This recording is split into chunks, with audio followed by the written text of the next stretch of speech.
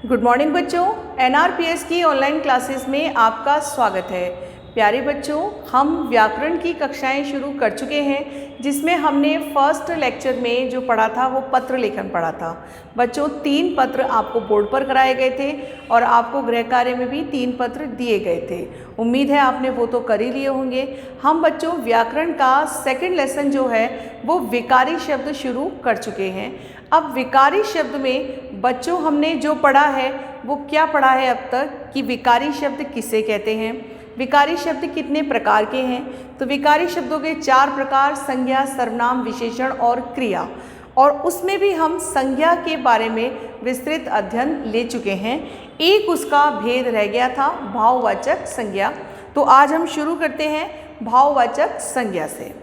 तो बच्चों, भाव का मतलब क्या है? संज्ञा के जिस रूप से किसी भाव का बोध प्राप्त हो। अब ये भाव क्या होता है बच्चों? भाव का मतलब है भावनाएं, अर्थात इस तरह की भावनाएं जो हृदय से प्रकट हो, या वो भावनाएं जो आपको किसी चीज़ को देखकर तुरंत ही वो प्रस्फुटित हो जाए। अब जैसे कि फूल की खुशबू, तो यहाँ खुशबू शब्द जो है उसको हम भाव में रखेंगे। जैसे सुंदर तो विशेषण है, लेकिन सुंदरता को हम किस में रखेंगे? भाव में रखेंगे। ऐसे ही बच्चा शब्द तो आपका जाति में आता है, लेकिन बचपन शब्द आपका किस में आएगा? भाव में आएगा। ऐसे आपके जो शब्द हैं जिनसे कुछ भाव प्रकट होते हैं, उन्हें हम किस में रखते हैं? भाववाचक में रखते हैं। जैसे आप जानते हैं कि मीठा, तो मीठा जो है वो विशेषण है, लेकिन मीठा शब्द से जो मिठास बनी है उसे हम किस में रखेंगे? भाव में रखेंगे। तो संज्ञा के जिस रूप से संज्ञा के जिस रूप से किसी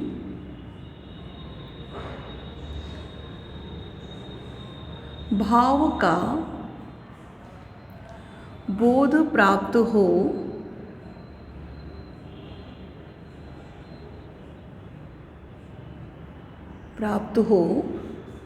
उसे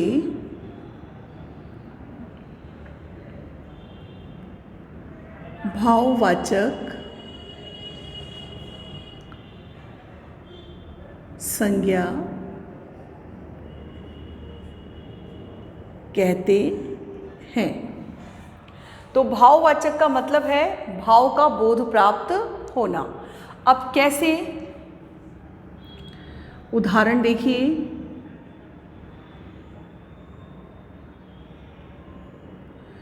फलों में मिठास होती है। फलों में मिठास होती है। अब मिठास शब्द जो है वो भाववाचक है। फिर है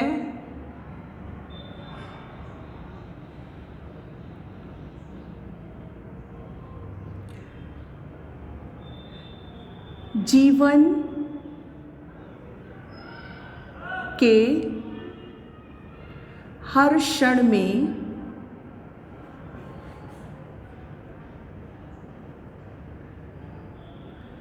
बचपन याद आता है।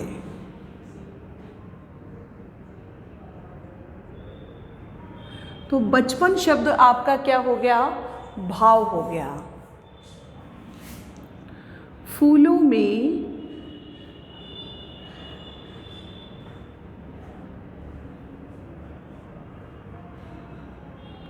सुंदरता है।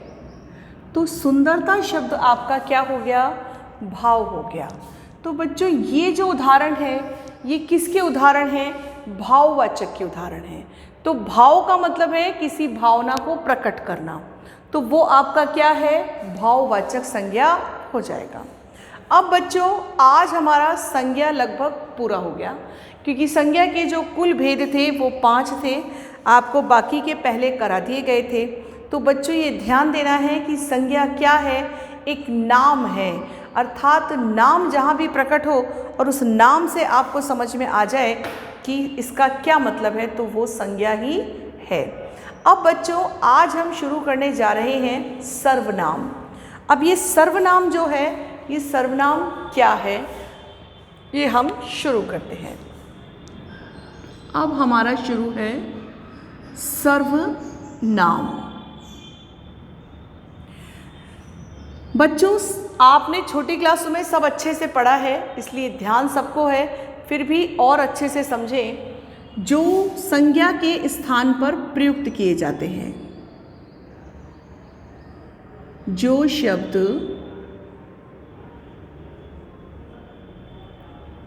संज्ञा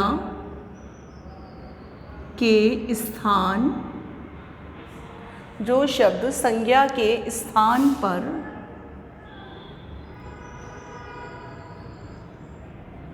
प्रयुक्त किए जाते हैं, जो शब्द संज्ञा के स्थान पर प्रयुक्त किए जाते हैं, उन्हें सर्वनाम शब्द कहते हैं।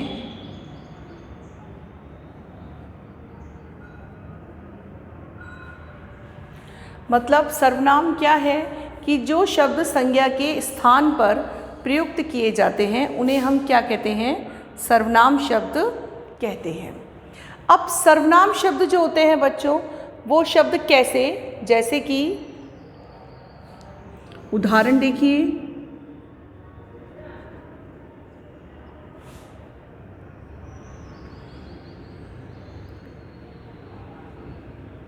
वह पुस्तक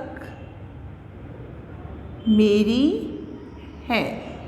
अब वह और मेरी ये दोनों सर्वनाम शब्द हैं। वैसे ही दूसरा उदाहरण देखिए,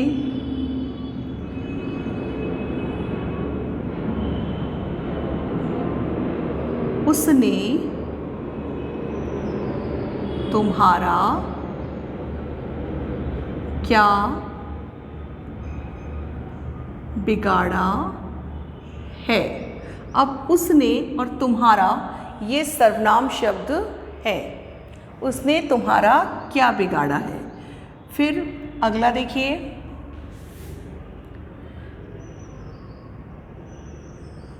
जो पढ़ेगा वही उत्तीर्ण होगा। अब जो और वही ये आपके क्या है, सर्वनाम शब्द है। तो जो भी संज्ञा के स्थान पे, अब हमने यहाँ पे कोई भी, देखो बच्चे जितने अंडरलाइन किए हैं उनमें कहीं भी कोई नाम नहीं है। तो जहाँ कोई नाम नहीं है, उन नाम के स्थान पर जो भी प्रयुक्त किया गया है वो क्या है, सर्वनाम ही है। तो यहाँ कोई नाम नहीं है, तो इसका मतलब यही है कि ये उसके स्थान पर प्रयुक्त हुए हैं, तो ये शब्द क्या कहलाएंगे, सर्वनाम शब्द कहलाएंगे। अब बात करते हैं हम सर्वनाम के भेद की।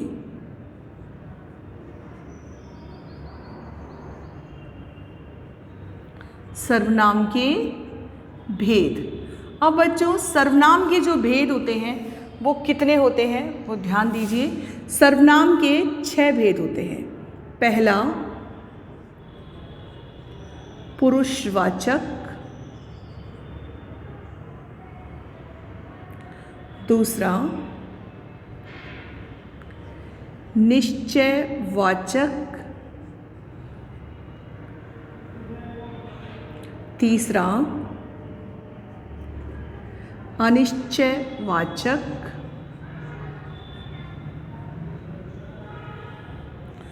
चौथा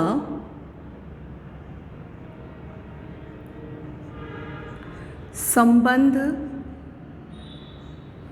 वाचक, पांचवा निज वाचक और छठा प्रश्नवाचक। इस तरह से बच्चों कुल 6 भेद होते हैं जो आपके सर्वनाम के भेद माने जाते हैं। पुरुषवाचक सर्वनाम, निश्चयवाचक सर्वनाम, अनिश्चयवाचक सर्वनाम, संबंधवाचक सर्वनाम, निजवाचक सर्वनाम और प्रश्नवाचक सर्वनाम। अब हम बात करते हैं सबसे पहले भेद की, जो है पुरुषवाचक सर्वनाम। अब आपके पुरुषवाचक जो सर्वनाम है उसकी हम सबसे पहले चर्चा करेंगे। तो आपका शब्द है पुरुषवाचक सर्वनाम। तो क्या है? सर्वनाम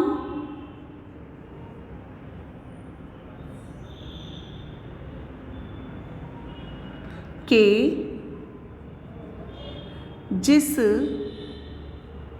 रूप से, सर्वनाम के जिस रूप से किसी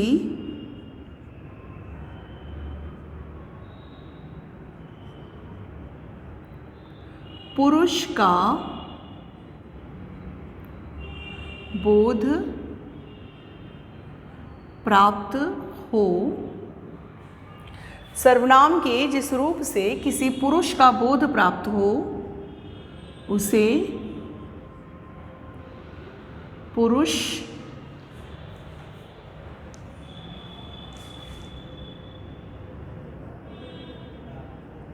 वाचक सर्वनाम कहते हैं। मतलब किसी भी पुरुष का बोध प्राप्त हो तो उसे हम क्या कहते हैं? पुरुषवाचक सर्वनाम कहते हैं। अब बच्चों यहाँ पर एक विशेष बात है कि किसी भी पुरुष का बोध हो तो कैसे, वो स्त्री पुरुष कुछ भी हो सकता है बच्चों, इसमें पुरुष में लिंग से कोई मतलब नहीं है। अब जैसे उदाहरण क्या है? उदाहरण देखिए कि जैसे कि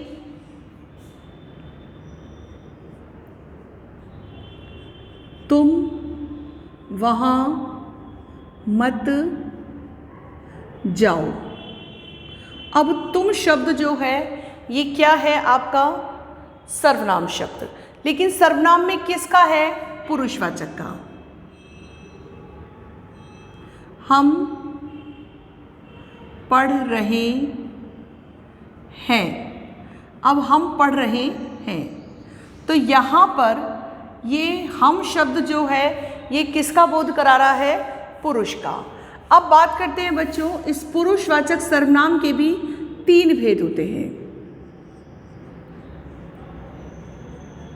पुरुषवाचक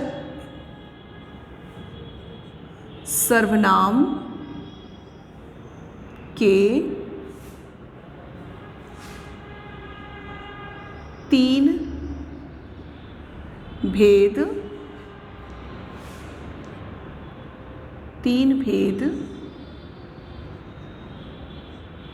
होते हैं। पुरुषवाचक सर्वनाम के कितने भेद होते हैं? 3। पहला होता है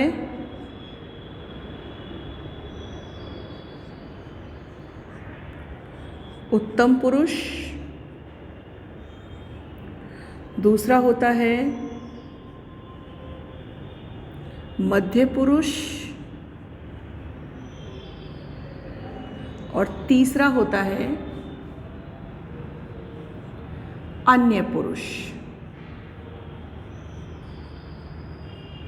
कहीं कहीं किताबों में उल्टा लिखा होता है कि प्रथम पुरुष कर देते हैं अन्य पुरुष को, तो वो संस्कृत के हिसाब से है, उससे कोई फर्क नहीं है। उत्तम पुरुष। अब बच्चों यहाँ एक बात ध्यान देने की है, आप सब बच्चे संस्कृत भी पढ़ते हैं तो आपको ये भी बात पता होगी कि जो हम संस्कृत में पढ़ते हैं तो उसमें प्रथम पुरुष, मध्य पुरुष, उत्तम पुरुष होता है। तो वो जो प्रथम पुरुष है वही अन्य पुरुष है। उत्तम पुरुष जो तीसरी लाइन है जो संस्कृत में आप लगाते हो, आपको अच्छे से मालूम है, वैसे ये हिंदी में चलते हैं। अब बात करते हैं उत्तम पुरुष की, कि उत्तम पुरुष क्या है।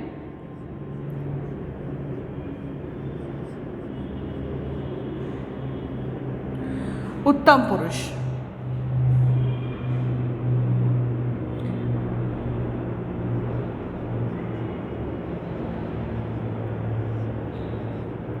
सर्वनाम के इस रूप में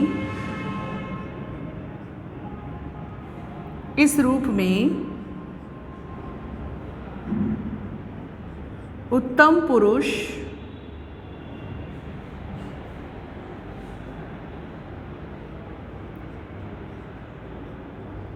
का बोध होता है। अब इसमें बोध होता है किसका? उत्तम पुरुष का, कि सर्वनाम के इस रूप में उत्तम पुरुष का बोध होता है। जैसे कि उत्तम पुरुष में कौन कौन से शब्द आएंगे? मैं,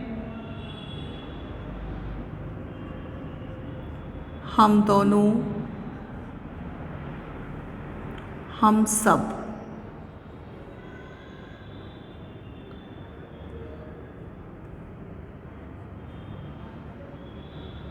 मतलब इसमें आप कौन से शब्द लगाओगे? मैं, हम दोनों, हम सब। इस तरह के शब्द उत्तम पुरुष में आते हैं। फिर आता है मध्यम पुरुष।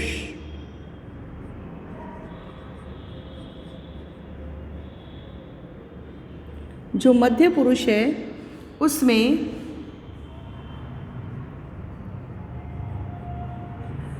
सर्वनाम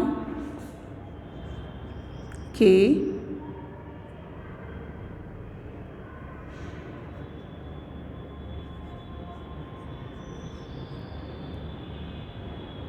इस रूप में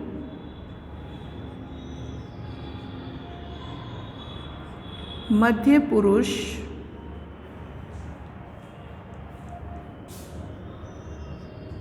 का बोध होता है। जैसे कि तुम,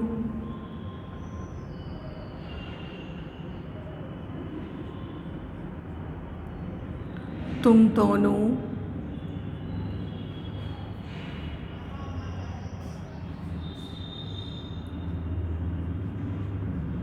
तुम सब,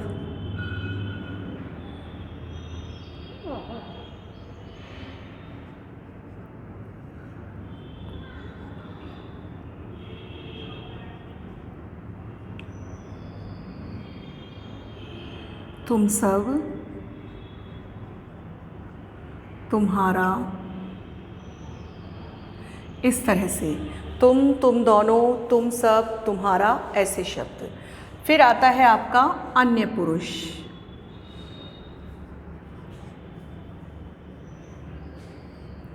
अब अन्य पुरुष क्या है? सर्वनाम के इस रूप से, सर्वनाम के इस रूप से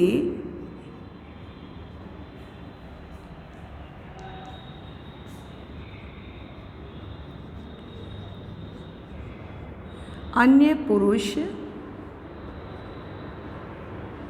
का बोध होता है।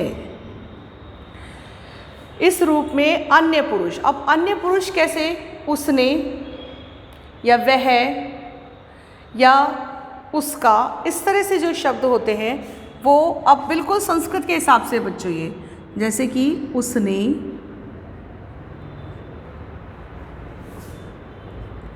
वह, वे सब,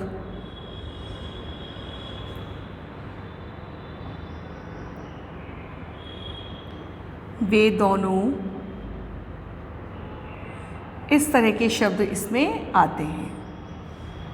तो यहाँ बच्चों ये बात आपको अच्छे से समझ में आ गई होगी कि पुरुषवाचक सर्वनाम जो होता है वो क्या है।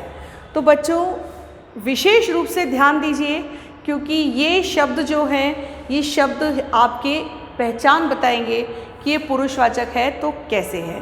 तो बच्चों एक बार हम रिवीजन अच्छे से कर लेते हैं, फिर मैं ऊपर का साफ कर दूंगी और आपको दोबारा वो नहीं देखना है।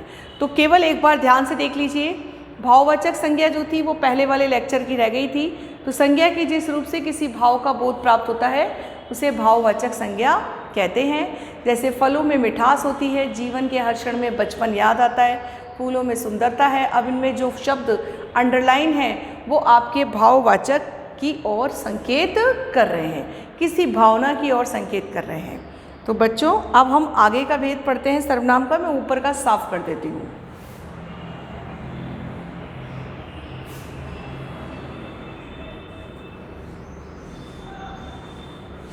बच्चों सर्वनाम के 6 भेदों में पुरुषवाचक सर्वनाम आपका बड़ा है क्योंकि उसके 3 भेद कर दिए गए हैं।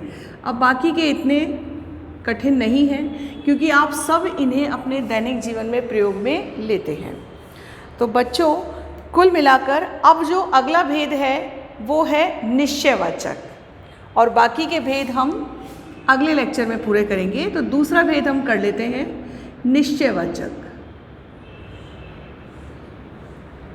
निश्चयवाचक सर्वनाम। सर्वनाम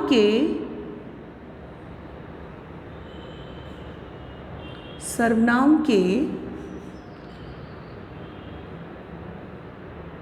जिस रूप में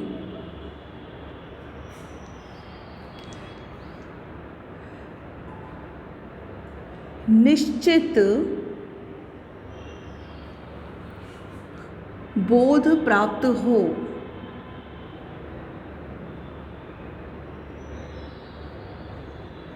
अब निश्चित कैसे बच्चों कि सर्वनाम के जिस रूप में निश्चित बोध प्राप्त हो। आपने कहा कि वह व्यक्ति चोर है, तो ये निश्चित बोध है। तो निश्चित बोध प्राप्त हो उसे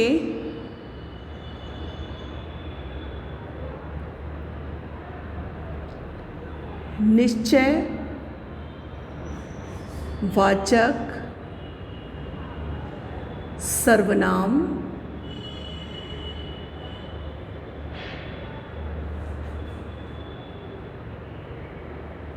कहते हैं। अब बच्चों आप लोगों को लगेगा कि वह शब्द तो हमारे पुरुषवाचक में भी आया था, तो ये ध्यान देना है शब्द तो यही आएंगे, लेकिन इन शब्दों के वाक्य प्रयोग से यह ज्ञात होगा।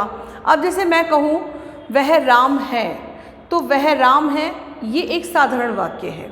लेकिन यदि ये कहा जाए कि वह चोर है, तो इसका मतलब आपने उसे प्रूफ के साथ पकड़ा है। तो जहाँ निश्चित रूप से कोई बोध प्राप्त हो जाए उसे हम निश्चयवाचक में रखेंगे। शब्द यद्यपि यही रिपीट होते हैं, लेकिन आपको ध्यान देना है कि निश्चितता होनी चाहिए। अब उदाहरण क्या होगा बच्चों? वह चोर है। अब वह शब्द यहाँ पर चोर की ओर संकेत कर रहा है, तो यहाँ वह चोर है, तो वह शब्द निश्चित रूप से निश्चयवाचक सर्वनाम का उदाहरण है। यह मेरी पुस्तक है।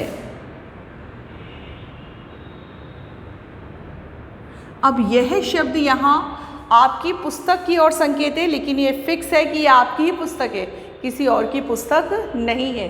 तो यहाँ यह शब्द किसका संकेत कर रहा है? निश्चयवाचक सर्वनाम का संकेत कर रहा है। तो बच्चों आज हमने जो कुल मिलाकर पढ़ा है वो सर्वनाम के 2 भेद पढ़े हैं। ध्यान दीजिए, जो शब्द संज्ञा के स्थान पर प्रयुक्त किए जाते हैं उन्हें सर्वनाम शब्द कहते हैं। जैसे वह पुस्तक मेरी है, उसने तुम्हारा क्या बिगाड़ा, जो पढ़ेगा वही उत्तीर्ण होगा। इनमें जितने रेखांकित शब्द हैं वह, मेरी, उसने, तुम्हारा, जो, वही, ये सब सर्वनाम शब्द हैं। फिर सर्वनाम के 6 भेद होते हैं: पुरुषवाचक सर्वनाम, निश्चयवाचक सर्वनाम, अनिश्चयवाचक सर्वनाम, संबंधवाचक सर्वनाम, निजवाचक सर्वनाम और प्रश्नवाचक सर्वनाम। फिर आपका पुरुषवाचक सर्वनाम जो है, संज्ञा सर्वनाम के जिस रूप से किसी पुरुष का बोध प्राप्त हो तो उसे पुरुषवाचक सर्वनाम कहते हैं। जैसे उदाहरण दिया है, तुम वहाँ मत जाओ, तो तुम शब्द यहाँ सर्वनाम में हम पढ़ रहे हैं, तो हम शब्द यहाँ पर सर्वनाम है। पुरुषवाचक सर्वनाम के 3 भेद हैं, उत्तम पुरुष, मध्य पुरुष और अन्य पुरुष। उत्तम पुरुष सर्वनाम के जिस रूप में उत्तम पुरुष का बोध हो, अर्थात स्वयं का। उत्तम का अर्थ है स्वयं के अर्थ में, जैसे मैं, हम दोनों, हम सब, हमें, हमारा आदि शब्द। मध्य पुरुष में आता है सर्वनाम के इस रूप में मध्य पुरुष का बोध होता है, जैसे तुम, तुम दोनों, तुम सब आदि। अन्य पुरुष में सर्वनाम के अन्य पुरुष का बोध होता है, उसने, वह, वे सब, वे दोनों आदि। तो बच्चों, कुल मिलाकर आपने जो पढ़ा है उनके गृह कार्य के प्रश्न आप नोट कीजिए। संज्ञा किसे कहते हैं और संज्ञा के भेदों को उदाहरण सहित लिखिए।